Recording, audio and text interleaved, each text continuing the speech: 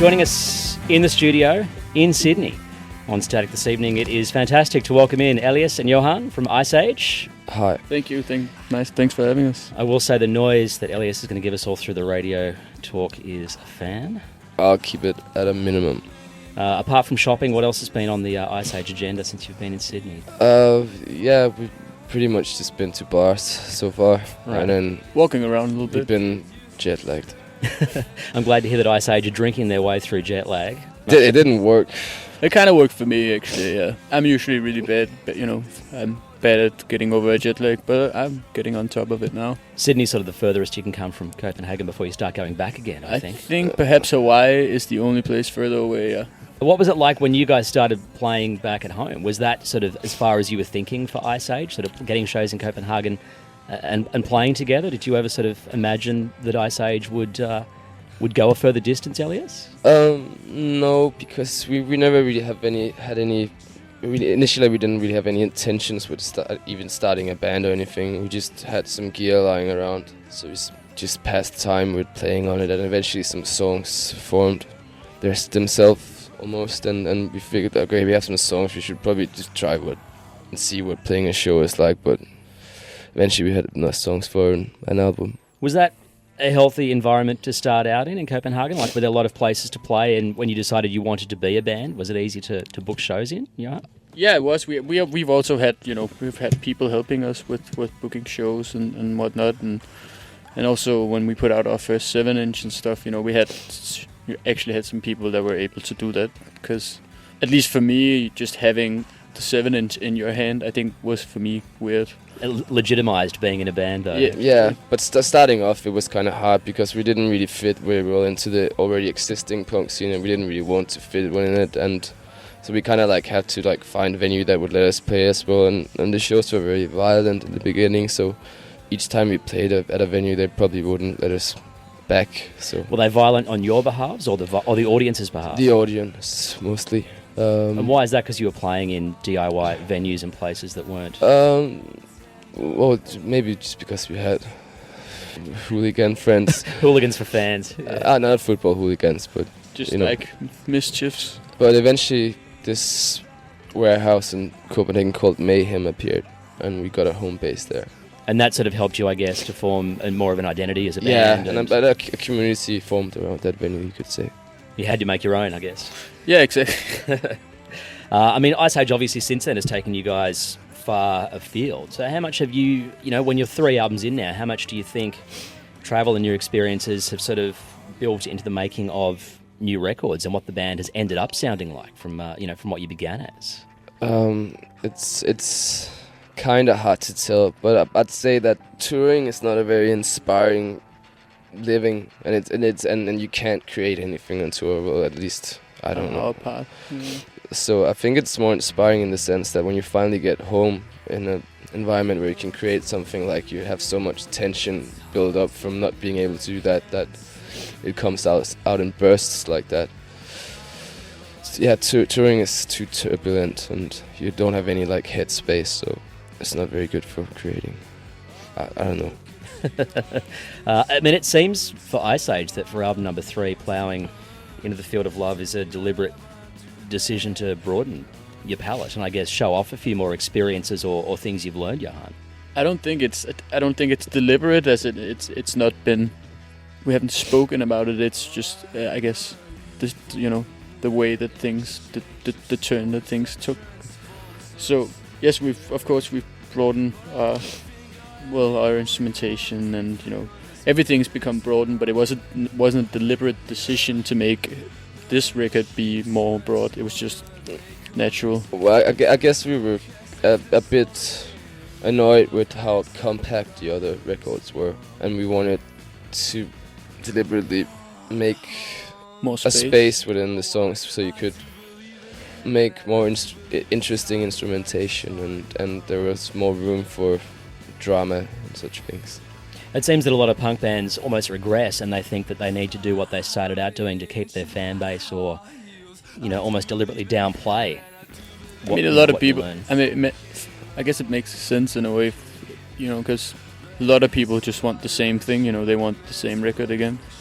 And I mean, if you want to, just play to please, then that's fine by me. But we do this also for ourselves, So Was putting a song like The Lord's Favourite out there a great surprise? Was it nice to see the reaction it got to sort of unleash this rollicking sort of cowpunk song as an Iceage track?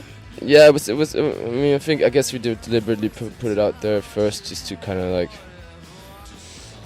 I mean, it's not a very good representation for what the whole record actually sounds like, but it was nice to just like stir up the waters a little bit, I guess. Yeah, pull the rug out from under some people.